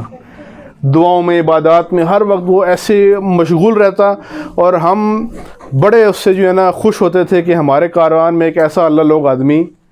ہمیں بھی ایسی لوگ پسند ہیں، عبادت گزار، جو مسجد میں 6 گھنٹے تسبیح لے کے پکڑ کے بیٹھا رہے. ہم کہتے ہیں یہ اسی سے دعا کرانی جا کے. جو کوئی کام کر رہا ہوگا اس کی کیا دعا قبول ہوگی، اس کے تو اپنی دعا نہیں قبول ہوتی ہوگی، ہمارے لیے کیا یہ کرے گا. علماء میں بھی ایسی کھاتا ہے. آپ بھی اس مولوی کے پاس جا کے دعا کراتے ہیں جو مولوی آپ کو مصلی پہ بیٹھا ہوا نظر آئے، جس کی تسبیح ہر وقت چل رہی ہو. اگر کوئی مولوی آپ کو میدان میں نظر آئے تو آپ کی اس سے دعا کرانی چاہیے نہیں کرانی چاہیے، ذہن میں شک شبہ پیدا ہو جاتا ہے. پتہ نہیں اس کی دعا اپنی بھی ہوتی ہوگی، قبول نہیں ہوتی ہوگی. یہ تو کبھی ادھر لگا ہوتا ہے، کبھی اس کے مظلومین کے، کبھی وہ مظلوم، کبھی کس کے پیچھے لگا ہوتا ہے، کبھی کسی طاغوت کے پیچھے لگا ہوتا ہے. اس کا کیا ہوگا؟ امام نے اس سے پوچھا کہ اس کے کام کون کرتا تھا؟ وہ کہنے لگا مولا اس کو کیا ضرورت ہے کاموں کی، ہم جو تھے اس کے کاموں کے لیے ہم اس کا جانور بھی پکڑتے، بند کرتے، اسے کھلاتے، اس کے لیے کھانا بھی پکاتے، سب کچھ ہم کرتے. امام نے فرمایا بدترین آدمی تمہارے کاروان کا یہی تھا جو اپنی ذمہ داری نہیں اٹھاتا نا. دین میں اس کی کوئی ویلیو نہیں ہے. دین میں قیمت آپ کی لگتی ہے آپ کے اوپر جو ذمہ داری پڑی ہوئی ہے اس سے، یعنی جو ذمہ داری آپ نے لی ہوئی ہے. آپ کی مثلا آپ 1 سال پورا ہو گیا، شہید قاسم سلیمانی کی برسی بس پہنچ گئی ہے. شہید قاسم سلیمانی کی شہادت پہ دوست دشمن سب کا جو رویہ تھا وہ آپ کے سامنے ہے. انٹرنیشنل لیول پہ، نیشنل ایران کے اندر کی بات نہیں ہو رہی، انٹرنیشنل لیول پہ جو رسپانس لوگوں نے دیا تھا ان کی شہادت پہ وہ آپ کے سامنے موجود ہے. مثلا یہاں پہ ہمارے دوست بھی بہت سارے پوسٹر شوسٹر آگے پیچھے جو تھے وہ خود کہتے ہیں کہ وہ پلازوں کے مالک کہہ رہے تھے یہاں پہ ہم نے آج تک کسی کو کوئی چیز لگانے نہیں دی لیکن اس بندے کی لگا دو، جس کا تعلق ہی آپ کے بالکل ہم فکر، کیا دور تک آپ کے فکر سے اس کا کوئی تعلق نہیں تھا. ایک آدمی اتنا قیمتی کیسے ہو سکتا ہے؟ یہ سوچنے والی بات ہے نا. یہ سارا کون کر رہا تھا؟ یہ اللہ کر رہا تھا نا سارا. یہ تو انسان کے بس کی بات نہیں ہے جو ہو رہا تھا، آپ کے سامنے ہے. جو ہوا وہ انسان کے بس کی بات نہیں ہے. کون کر رہا تھا؟ اللہ کر رہا تھا. کیوں ایک انسان اتنا قیمتی ہوا؟ کیونکہ اس نے اتنی ہی بڑی ذمہ داری اپنے کندھوں پر اٹھائی ہوئی تھی. پوری آپ دیکھ لیں ان کی شہادت کے بعد جو سال گزرا ہے یہ امت کے اوپر آسان سال نہیں گزرا. آپ دیکھ لیں اسرائیل کو تسلیم ہونے کی جو اسپیڈ بڑھ گئی ہے وہ آپ کے سامنے ہے. اس کا مطلب ہے کہ کوئی بیچ میں سے ایسا بند ٹوٹا ہے جس نے اس سیلاب کو آنے دیا. اتنا بڑا اتنا ذمہ دار آدمی جس نے اتنی بڑی ذمہ داری. اب کیا قاسم سلیمانی کے بچے نہیں تھے؟ ان کے گھر والے نہیں تھے؟ ان کو فائنینشیل مسائل نہیں تھے؟ ان کے گھر میں کوئی مریض بیمار نہیں ہوتا تھا؟ ان کے کوئی والدین رشتہ دار نہیں تھے؟ سب کچھ تھا ان کا بھی. لیکن ایک آدمی نے اتنی بڑی ذمہ داری اٹھائی اور اپنے آپ کو وہاں تک پہنچا دیا, اور آپ کے سامنے اس کا نتیجہ موجود ہے کہ جو اس نے کیا کہنے کی ضرورت نہیں, بلکہ تحقیق کریں آپ کو اندازہ ہو جائے گا کہ کیا کیا. مثلا ہم سے زیادہ تحقیق تو دشمن ان کے اوپر کرتے تھے, کب سے لگے ہوئے تھے کہ کسی طریقے سے اس آدمی کو کنٹرول کیا جائے. ہم سیاسی نظر سے نہ دیکھیں اس کو, ایرانی غیر ایرانی شیعہ سنی کی, آپ ایک انسان کی نظر سے دیکھیں کہ ایک انسان اتنا قیمتی کیسے بنتا ہے جب اتنی بڑی ذمہ داری اپنے کندھے پر, اور انہوں نے کیا. اگر کیا تو اس کا مطلب ہے کر سکتے تھے نا. کون جو اپنے گھر میں مزدوری کرتا تھا اپنے محلے میں, اور ایک انقلابی عالم کا درس اس نے جا کے سنا محلے کی مسجد میں, جو پہلے جو نہ امام خمینی سے ملا نہ رہبر سے ملا, شہید مطہری کون ہے, کہ کسی کو کچھ نہیں پتا, اپنے گھر میں مزدوری کا کام گلی محلے میں کرنے والا ایک لڑکا ایک عالم سے ملا ہے, اور وہ کہاں تک پہنچ گیا ہے. یعنی بعید نہیں آپ کہہ سکتے ہیں کہ وہ 313 لوگ جو امام زمانہ کے ظہور کے وقت ہوتے ہیں تو ان میں سے ایک آدمی یہی ہیں, بلکہ یہ ان میں سے ایک ہیں. یہ کس طرح ذمہ داری اٹھائی ہے, بے مسئول. ہو سکتا کوتاہیاں ہوئی ہوں گی ان سے, ہمیں نہیں معلوم, ہو سکتا ہے کچھ ذمہ داریاں پوری نہ کر سکیں ہوں, لیکن اٹھائی ضرور ہے ذمہ داری, کوشش کی ہے. یہ 4 ذمہ داریاں قرآن کہتا ہے کہ انسان کے اوپر ہیں. خالق کے بارے میں انسان ذمہ دار ہے, اپنے بارے میں انسان ذمہ دار ہے, دوسرے انسانوں کے بارے میں انسان ذمہ دار ہے, اور نظام ہستی جو ہے اس کے بارے میں انسان ذمہ دار ہے. پہلی ذمہ داری کس پہلو سے ہے؟ پہلی ذمہ داری انسان کے اوپر ہے خالق کے بارے میں. انسان ذمہ دار ہے خالق کے بارے میں, اللہ کے بارے میں, جس نے انسان کو پیدا کی ہے, جس نے انسان کو خلق کی ہے. اب وہ کیا ذمہ داری ہے انسان کی؟ یہ پہلی ذمہ داری انسان کی, یہ باقیوں کے بارے میں بھی ہے, لیکن ابھی ہم پہلی ہیڈنگ کے اوپر بات کر رہے ہیں کہ انسان ذمہ دار ہے اپنے خالق کے بارے میں. ہم بارے میں کہتے ہیں اردو میں, فارسی میں در مقابل کہتے ہیں. ہم مقابلے کے اس پہ کہتے ہیں نا, مقابلہ. اگر میں یہاں پہ کہتا کہ ہم ذمہ دار ہیں در مقابل خالق, تو کسی کے ذہن میں آتا کہ مقابلہ, اللہ سے مقابلہ. بارے میں ہم جس کو استعمال کرتے ہیں نا, یہ مقابل فارسی میں اس معنی میں استعمال ہوتا ہے, یعنی روبرو ہونے کے معنی میں استعمال ہوتا ہے. انسان اب پہلا ذمہ داری جو انسان کا جو شعبہ ہے وہ ہے اللہ کے بارے میں, خالق کے بارے میں. اور کیا ذمہ داری ہے؟ پہلی ذمہ داری ہے معرفت. معرفت اور شناخت. پہلی ذمہ داری انسان کے اوپر جو اصلی ذمہ داری ہے, وہ جو نماز ہم پڑھتے ہیں, روزہ, حج, زکوٰۃ, احکام شریعت, توضیح المسائل, یہ ساری کی ساری توضیح المسائل ہمیں وہ جو پہلے میں نے لکھا تھا اس ذمہ داری کے لیے تیار کرنے کے لیے ہمارے اوپر واجب کی گئی ہیں کہ ان کے اوپر عمل کرو تاکہ تم بالکل آمادہ ہو جاؤ یہ کام کرنے کے لیے. کیا کام کرنے کے لیے؟ ان 4 ذمہ داریوں کو انجام دینے کے لیے, جس میں سے پہلی ذمہ داری خالق کے بارے میں ہے. اور خالق کے بارے میں پہلی ذمہ داری کیا ہے؟ خالق کی معرفت اور شناخت. اب یہاں پر ظاہر ہے ہم یہاں پر ذمہ داریوں کی بات کر رہے ہیں, ہم معرفت والے اس میں تو نہیں جا رہے موضوع میں کہ معرفت کس طرح حاصل کی جائے گی یا کیا اس کی تفصیلات ہیں. ہم یہاں پر یہ دیکھ رہے ہیں کہ ذمہ داری کیا ہے. پہلی ذمہ داری اللہ کے بارے میں انسان کی, اور وہ ذمہ داری بھی کیا ہے؟ معرفت ہے. لیکن ہمیں یہ سمجھنا ضروری ہے کہ معرفت اور شناخت کہتے کس کو ہیں. مثلا کہا جاتا ہے نا معرفت حاصل کرو, معرفت ہے کیا؟ امام زمانہ کی معرفت حاصل کریں, معصومین کی معرفت حاصل کریں, قرآن کی معرفت حاصل کریں. تو معرفت ہے کیا چیز؟ خود معرفت کیا ہے؟ شناخت کیا ہے؟ معرفت سے مراد معلومات نہیں ہے. یہ آپ اپنے ذہن میں بات واضح کر لیں, معرفت سے مراد معلومات نہیں ہے, انفارمیشن. معلومات اور معرفت میں بہت, معرفت عرفان سے نکلا ہے, پہچان, معلومات کیا ہوتی ہیں؟ معلومات کہتے ہیں ذہنی تصاویر.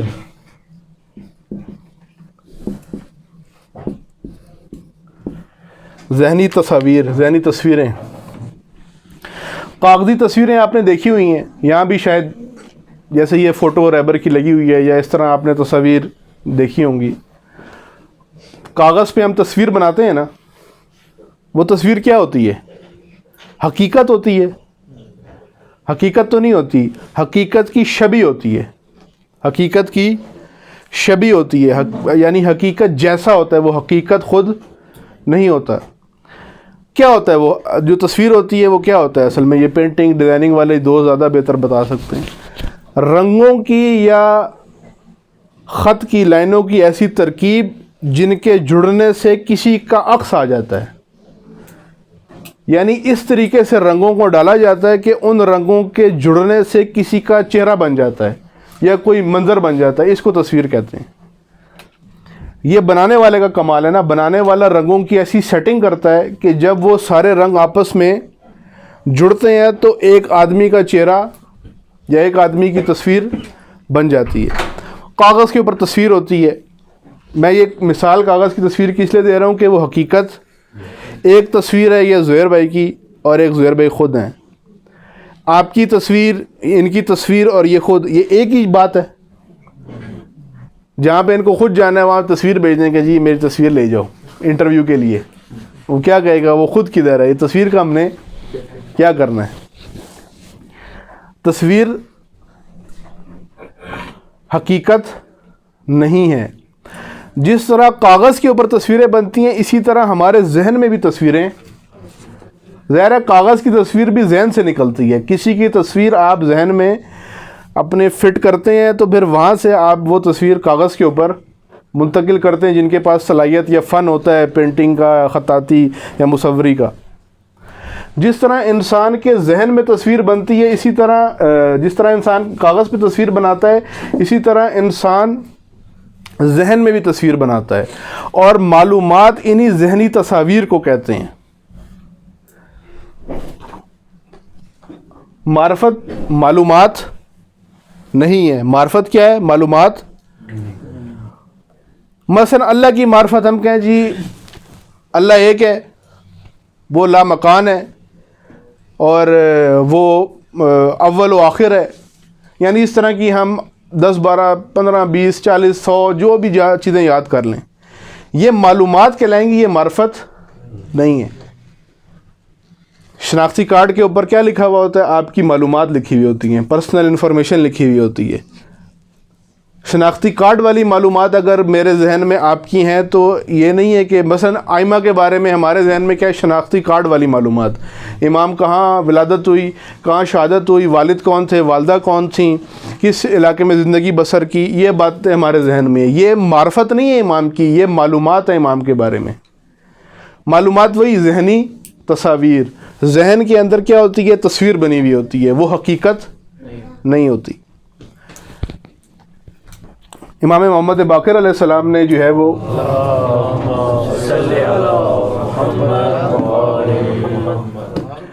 امام کی حدیث ہے، امام محمد باقر علیہ السلام کی. امام نے فرمایا یہ جو خالق تم نے اپنے ذہن میں جو بنایا ہوا ہے، جو کچھ ذہن میں سوچتے ہو وہ خدا نہیں ہے. حدیث ہے جو کچھ ذہن میں سوچتے ہو وہ خدا نہیں ہے، یہ تمہاری اپنی مخلوق ہے، تمہاری طرح ہے، خالق نہیں ہے.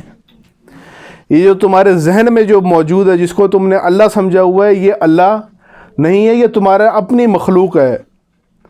یہ تصویر تم نے بنائی ہوئی ہے، یہ تمہاری اپنی مخلوق ہے، یہ اللہ نہیں ہے.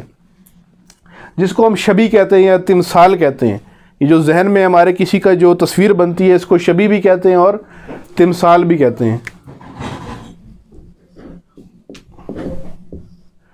تمثال وہی مثل سے نکلا ہے، تمثال مثال. یہ حقیقت نہیں ہے. حقیقت کی تصویر ہے، حقیقت کی شبیہ، معلومات ان تصاویر کو کہتے ہیں. اگر ہم غور کریں تو ابھی تک ہم معلومات کے ساتھ زندگی گزار رہے ہیں، اور ہم نے معلومات کے اوپر جو ہے وہ اطمینان کیا ہوا ہے کہ بس یہی خدا ہے.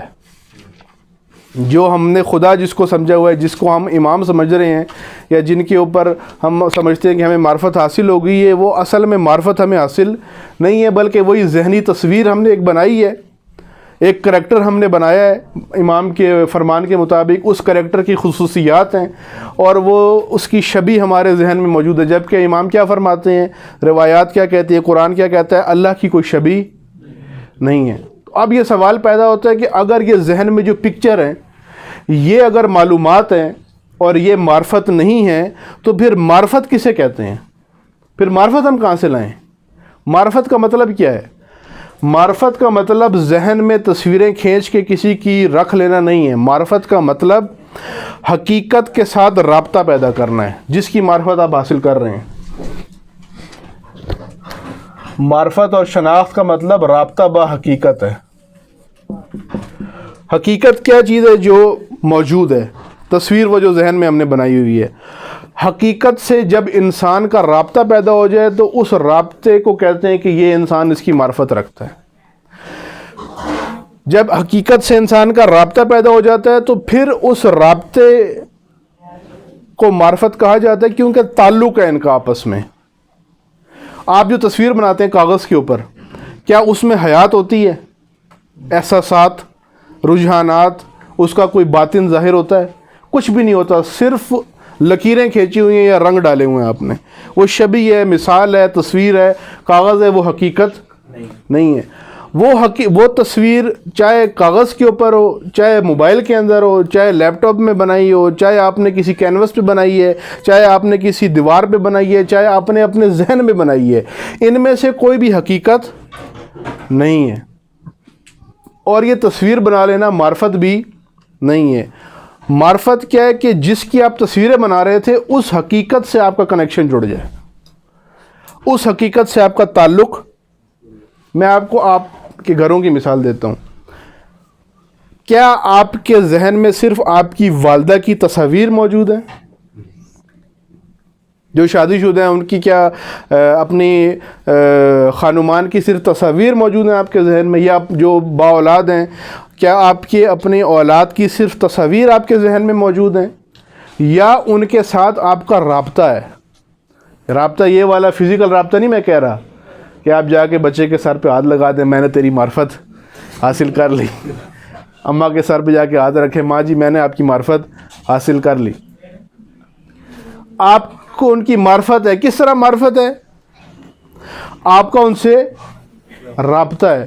کیا مطلب رابطے کا؟ کہ آپ کا جو رجحانات ہیں، آپ کا جو نظام ہے اندرونی طور پہ، آپ کا جو نفس ہے وہ ان کے ساتھ جڑا ہوا ہے۔ آپ ان کی بہت ساری ضرورتوں کو بغیر کہے بھی سمجھتے ہیں نا، بہت سارے آپ ان کے مزاج کو سمجھتے ہیں، وہ کب غصہ کرتے ہیں آپ اس کو سمجھتے ہیں، کب وہ خوش ہیں آپ اس کو سمجھتے ہیں۔ یعنی ان کے اندر بہت ساری کیفیات، جو چاہے میں انسان کی مثال دے رہا ہوں، یہ اللہ کے بارے میں نہیں ہے، لیکن یہ رابطہ سمجھانے کے لیے میں بات کر رہا ہوں کہ آپ کا رابطہ ہے جس کے ساتھ، جس حقیقت سے بھی آپ کا ماں سے، بیگم سے، باپ سے، بھائی سے، اولاد سے، جس سے بھی رابطہ ہے آپ کا، جس حقیقت سے بھی رابطہ ہے آپ کا، اس سے تعلق ہے۔ اور اس تعلق کا مطلب کیا ہے؟ کہ آپ کے رجحانات بھی اس سے ملتے ہیں، آپ کے میلانات، یعنی انسان جھکاؤ، میلانات مطلب جھکاؤ، اٹریکشنز بھی آپ کی ان کے ساتھ ملتی ہیں۔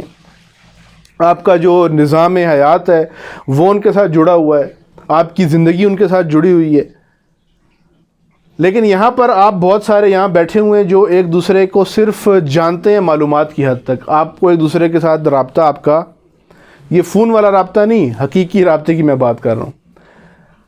آپ یہاں پہ جو دو لوگ ہیں جو آپس میں ویسے سلام دعا رکھتے ہیں، جسے ہم کہتے ہیں نا سلام دعا ہے، آپ میں ایک دوسرے کے رجحانات یا ایک دوسرے کے احساسات، ایک دوسرے کے ظاہر و باطن کے ساتھ جو ایک رابطہ ہے وہ آپ کا موجود نہیں ہے۔ اب ممکن ہے یہاں پر بیٹھا ہوا ایک آدمی ہے، اس کو سخت پیاس لگ رہی ہو لیکن آپ کو اندازہ نہیں ہے، لیکن یہیں پر آپ کا بچہ بیٹھا ہوا ہوتا، اگر دور ہی آپ سے بیٹھا ہوا ہوتا، آپ کا بیٹا بیٹی کوئی بیٹھا ہوتا، والد والدہ، کوئی بزرگ گھر کا کوئی رشتہ دار کوئی ایسا بیٹھا ہوتا، آپ دور سے دیکھ کے کہتے ہیں آپ کو لگتا ہے کوئی چیز چاہیے ان کو، ہوتا ہے نا ایسے، آپ پوچھتے بھی کیا ہوا، کوئی خیریت ہے، پیاس لگی ہے، بھوک لگی ہے، واش روم جانا ہے، کوئی دوائی کھانی ہے، کوئی چیز کوئی آپ کو ضرورت ہے، کہ آپ کو کیسے پتہ لگا؟ ماتھے پہ ان کی کوئی سلائڈ چلی ہے کہ مجھے یہ چیز درکار ہے۔ کیا آپ کا تعلق ہے ان کے ساتھ؟ تعلق نے آپ کو بتا دیا کہ اس کو کوئی ضرورت. آپ دیکھیں یہ تو تعلق تو آمنے سامنے والی بات ہے نا. ماں تو دوسرے ملک سے فون کر کے پوچھ لیتی ہے کہ بیٹا تیری طبیعت ٹھیک نہیں لگ رہی مجھے. اس کے پاس کون سا ایکس رے مشین ہے یا کون سا ٹیلیسکوپ چلایا ہوا ہے جس نے ایکس رے وہ نکال کے اور بھیج دیا کہ بچے کی طبیعت. تعلق ہے. ماں کا تعلق اولاد کے ساتھ ہوتا ہے. اس کو پتہ چل جاتا ہے کہ یہ ابھی حالت اس کی ٹھیک نہیں ہے. آواز سے پہچان لیں گی. آواز نہ بھی ہو, بغیر آواز کے بھی پتہ چل جاتا ہے ان کو. اندر گھر کے اندر آپ آئے ہیں, کوئی آپ کا باہر جھگڑا ہوا ہے, آپ چھپانے کی کوشش کر رہے ہیں, ماں کو پتہ چل جاتا ہے, پوچھ لیتی ہیں. یا اپنی اولاد کے ساتھ آپ اگر اس طرح آپ اندازہ آپ کو ہو جاتا ہے. کیوں؟ وہ تعلق کی وجہ سے. میں تعلق سمجھا رہا ہوں, یعنی ان کی صرف تصویریں آپ کے ذہن میں نہیں ہیں. بیٹے کی, بیٹی کی, ماں کی, بہن بھائی کی تصویر آپ کے ذہن میں فیڈ نہیں ہوئی, بلکہ آپ کا حقیقت سے تعلق ہے, رابطہ ہے, آپ کے اندر ایک کنیکشن بن چکا ہے. معرفت اسی کو کہتے ہیں. معرفت کے حقیقت سے انسان کا رابطہ جڑ جائے. اس کی حیات, اس کا نظام, اس کے رجحانات, اس کے میلانات, اس کے احساسات, یہ سارے کے سارے ان کا تعلق کس کے ساتھ جڑ جائے؟ حقیقت کے ساتھ.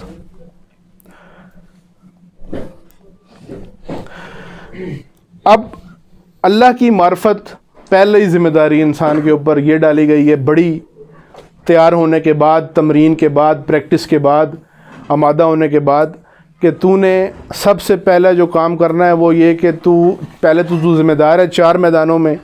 اللہ کے بارے میں ذمہ دار ہے, اپنے بارے میں, دوسرے انسانوں کے بارے میں, اور نظام ہستی کے بارے میں. اس میں بھی پہلی ذمہ داری تیرے اوپر کس کی ہے؟ اللہ کے بارے میں تو ذمہ دار ہے. اور وہ ذمہ داری بھی پہلی یہ ہے کہ تو کیا کرے؟ اللہ کی معرفت اور شناخت حاصل کرے. تجھے اللہ کی معرفت ہونی چاہیے. آپ خطبہ نہج البلاغہ کا پہلا خطبہ کے اندر کیا بات ہو رہی ہے؟ وہ خطبے کا بھی میں نے کہا تھا, پڑھا ہے. خطبہ جب تک نہج البلاغہ کے اندر رہے گا نہ ثواب ہے اور نہ ہی کوئی فائدہ ہے. جب تک اس سے باہر نہیں آپ نکالیں گے تب تک آپ کو نہ ثواب ملنا ہے نہ اس کا نتیجہ آپ کی زندگی پہ آنا ہے. مشکل کام نہیں ہے. اگر جو منتظمین ہیں وہی یہ کام کر لیں کہ جو گروپ آپ نے بنایا ہوا ہے وہ صرف ثواب دارین کے لیے بنایا ہوا ہے, جس میں ایک ہفتے بعد ایک میسیج آتا ہے کہ کل کلاس ہے, جو آنے والوں کو پہلے سے پتہ ہے کہ ہم نے آنا ہے. جنہوں نے نہیں آنا ان کو وہ پڑھتے ہی نہیں ہوں گے, وہ آپ چیک کر لیں انفو میں, وہ سین بھی نہیں انہوں نے کیا ہوگا. آپ یہی کام کریں کہ اس میں اس طرح کا مواد جو ہے وہ شیئر کر دیا کریں کہ چلیں اس بہانے کوئی پڑھ لے گا اور آپ کے بھی زاد راہ میں, آپ کی ضرورت میں وہ خطبہ چلا جائے گا. آپ اگر کسی کو 10 صفات متقین کی بتاتے ہیں تو وہ اگلے تک تو جائیں گی. اصل کام آگ جب لگتی ہے, مثلا فرض کریں ادھر آگ لگ جائے الماری کو, خدا نہ خواستہ, ادھر رفیق بھائی بیٹھے ہیں, جلے گی الماری اور آپ کو کیا پہنچے گا؟ دھواں یا ہیٹ پہنچے گی. اصل گڑبڑ تباہی کہاں ہو رہی ہے؟ یہاں ہو رہی ہے. وہاں کیا جا رہا ہے؟ Side effects. وہاں کیا جا رہے ہیں؟ Side effects. یہ میں نے ایک منفی مثال دی ہے, مثبت مثال دے دی. یہاں رکھا ہوا ہے حلوہ, یا فرض کریں یہاں کوئی بھی ایسی خوشبودار چیز رکھی ہے میٹھی, اصل جشن کہاں ہے؟ وہ یہاں پر ہے. اور آپ کو کیا پہنچ رہا ہے؟ ایک دور آدمی کو اس کی خوشبو پہنچ رہی ہے. خوشبو لینے والا اتنا محظوظ ہوتا ہے, تو جہاں پہ اصل چیز موجود ہو وہ کتنی, اس کی کتنی جو ہے چاندی ہوگی, اس کا کتنا فائدہ ہوگا. اگر آپ کسی کو کوئی بات بتا رہے ہیں, ہدایت کا کوئی پہلو کسی کے سامنے رکھ رہے ہیں, تو یہاں بھی ایسا ہی ہے. اس کے پاس خوشبو جا رہی ہے, اصل مال آپ کے اندر جا رہا ہے. مثلا آپ 25 لوگوں کو اگر انسان شناسی آپ پڑھ رہے ہیں, تو آپ لوگوں کو انسان شناسی خوشبو جا رہی ہے اور شبیہ بھائی کو پورا انسان شناسی جا رہی ہے. ان کی ضرورت میں عمران بھائی ہیں, جو بھی منتظمین ہیں یہاں کے اہل خانہ ہیں, اصل جو اس کا اثر ہے وہ ان کے وجود میں جا رہا ہے.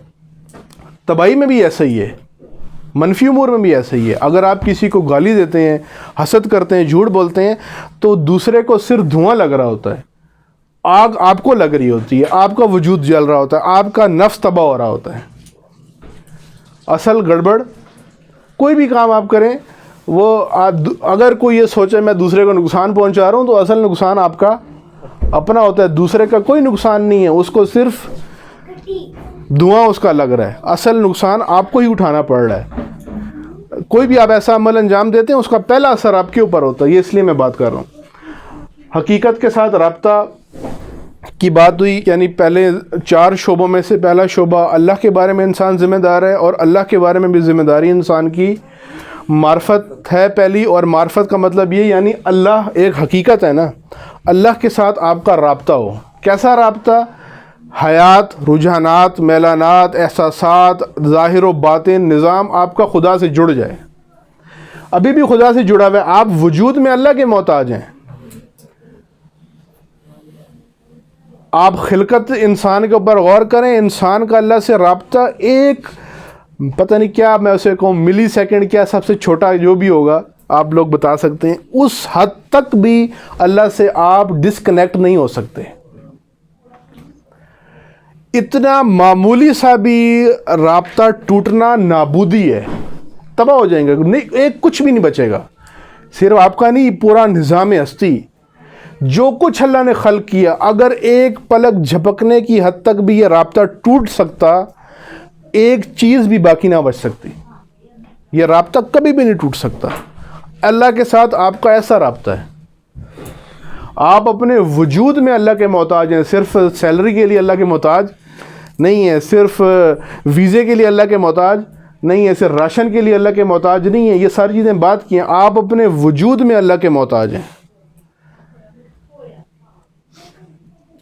آپ کا وجود اللہ کے ساتھ اس طریقے سے ہے کہ بالکل اس میں کوئی طلاق والی کنڈیشن ہی نہیں ہے، ختم ہو جائے گا سب۔ یہ تو وجود میں ہم اللہ کے ساتھ رابطہ ہے نا۔ اب ہمارے اوپر ایک ذمہ داری ڈالی گئی ہے کہ جو تیری اصلی حقیقت ہے، جو تو نے بننا ہے، کمال یافتہ بننا ہے، جو امانت تجھے دی گئی ہے، جو تو نے خلیفہ خدا بننا ہے، اس میں بھی تو نے معرفت حاصل کرنی ہے، یعنی اپنے رب کے ساتھ ایسا رابطہ بنا لے کہ بس تیرا سب کچھ الہی ہو جائے، تیرا سب کچھ الہی ہو جائے۔ یعنی اپنے اوپر قرآن کی ایک اور آیت ہے نا، اپنے اوپر اللہ کا رنگ چڑھا لے۔ صبغت اللہ، علامہ اقبال کی شاعری میں بھی آپ کو ملے گا، اپنے اوپر اللہ کا رنگ چڑھا لے، دوسرے رنگ سارے اپنے اوپر سے اتار دے، الہی رنگ میں رنگ جا، تیرے اوپر صرف اللہ کا رنگ ہو، باقی سارے رنگ اتر جائیں۔ یہ رابطہ، یہ پہلا جو معرفت ہے اس کا شعبہ اللہ کے ساتھ رابطہ، اور رابطہ حقیقت کے ساتھ اس طریقے کا ہمارا ہونا چاہیے۔ اور اس رابطہ، اور آپ اسی سے اندازہ لگا لیں، نہج البلاغہ کا جو میں کہہ رہا تھا، بات آئی تھی بیچ میں، پہلا خطبہ اس کے اندر بھی یہی بات ہو رہی ہے۔ اصل کیا ہے، امیر المومنین نے کیا فرمایا؟ اصل بات ہی اللہ کی معرفت ہے، اصل اللہ کی معرفت ہے۔ یہ جو امیر المومنین کے اوپر ظلم کرتے ہیں، گالیاں دیتے ہیں دوسروں کو جنہوں نے امیر المومنین کے اوپر ظلم کیا، اور خود جو امیر المومنین پہ ظلم کرتے ہیں کہ امیر المومنین اپنے اللہ کی معرفت یا اللہ کے ساتھ تعلق کے اوپر کتنی بات کرتے ہیں یا کیا تاکید کرتے ہیں، اور یہ امیر المومنین کو اللہ کے مقابلے میں لا کے کھڑا کر دیتے ہیں۔ ظاہر کاروباری ہیں، ان کا کاروبار چل رہا ہے، ان لوگوں کی وجہ سے جو چپ کر کے بیٹھے ہوئے ہیں، اگر بول رہے ہوتے تو ان کا کاروبار نہ چلتا۔ اس خطبے کو بھی آپ پڑھیں، بلکہ پڑھیں کیا، وہ گروپ میں جو دوست ہیں اس کو لیں نیٹ سے، اور اس کی تصویریں شیئر کر دیں، لائن کی 2 لائنوں کی، تاکہ روزانہ اس کو آپ گھول کے پانی میں پی لیں تو تھوڑی سی معرفت آ جائے۔ امام نے اسی بات سے آغاز کیا کہ سب چیزوں کا آغاز اللہ کی۔ ہم ہر کام سے پہلے کیا پڑھتے ہیں؟ متدین جو دیندار لوگ ہیں، جو نہیں ہیں تو پھر ہائے ہیلو والے تو پھر الگ سسٹم ہے نا ان کا۔ دیندار لوگ ہر چیز سے بھول بھی جائے تو کوشش ان کی ہوتی ہے بیچ میں بھی کہیں پڑھ لیں۔ کیا ہے؟ بسم اللہ الرحمن الرحیم۔ ہم نے اس بسم اللہ کو صرف یہ سمجھا ہوا تھا کہ ہمیں کہا گیا بسم اللہ کرنا ہے، یعنی بس یہ جملہ پڑھ لینا ہے۔ یہ آیت کا صرف یہ مطلب نہیں تھا کہ بسم اللہ کا مطلب یہ جو بھی کام کو، موٹر سائیکل پہ بیٹھو، اترو، کھاؤ پیو، نہاؤ، سو، جو بھی کرو بسم اللہ پڑھنا ہے۔ اس کا یہ اس طرف نہیں ہم جاتے جو علماء نے بیان کیا ہے کہ بسم اللہ الرحمن الرحیم یعنی سب سے پہلے اللہ سے شروع کرنا ہے۔ ہم نے یہ سمجھا ہوا ہے ہر کام اپنا کرنا ہے، بس شروع میں بسم اللہ اور آخر میں الحمدللہ۔ بیچ میں جو آپ نے پیک کرنا ہے ڈبے کے اندر، وہ آپ کی اپنی مرضی ہونی چاہیے بس اوپر لفافہ بسم اللہ اور الحمدللہ کا ڈال دو. بسم اللہ کا مطلب یہ نہیں ہے کہ بس یہ ایک ادب ہے کہ آپ جو بھی عمل انجام دیں شروع کریں اس کلمے سے، لیکن اس کے اوپر غور کریں. بسم اللہ کا مطلب یہ کہ تمام امور سے پہلے اللہ سے شروع کرو، یعنی پہلے تم اللہ کی معرفت حاصل کرو پھر باقی جگہ پر پہنچو. آپ امام حسین علیہ السلام کی دعا عرفہ میں دیکھیں، امام نے کیا فرمایا کہ اللہ اے پروردگار مجھے ارد گرد چیزوں میں نہ پھنسا دے، مجھے اپنی نعمتوں میں نہ پھنسا، مجھے اپنی مخلوقات اور موجودات میں نہ پھنسا، مجھے اپنے آپ سے جوڑ لے، میں تجھ سے تیری معرفت حاصل کرنا چاہتا ہوں مستقیم، بغیر کسی رابطے کے، کسی واسطے کے.